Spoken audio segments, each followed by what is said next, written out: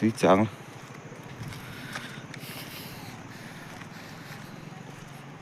Cái trùm lắm tí trắng. Cái sổ bật nhỉ ạ. Ngà quay chị run puyên này đó nên cả kìa. Hay khu sáng hạ khu lăng.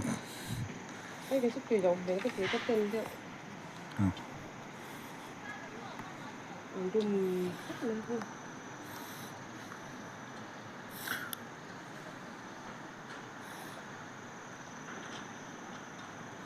Tên ổn êm vậy à. Anh liền lâm khóc nữa. Đó lúng cắn vòng thang nữa. Anh đó.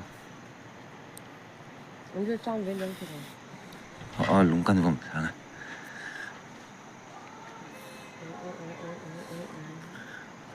Nó mà có sụp. Han phơi trong han lắng chiang kìa. Chiang ấy.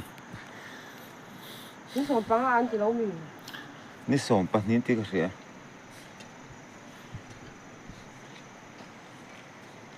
Sổ băng hạ quay chị khá ní sổ băng ní đó. Sổ băng ní đó sổ không mình.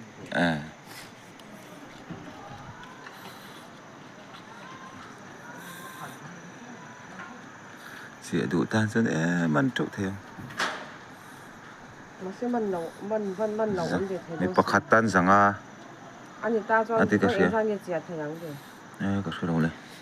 Lệ đủ thôi. Ông dẫn có tao là thế là apa hơn là cái gì? ông còn đang dẫn Hiện thằng. Làm chút ông vắt lâu này. Bila kan cepek na do beran ya.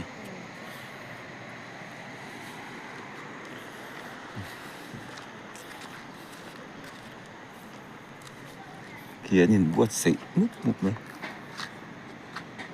Này.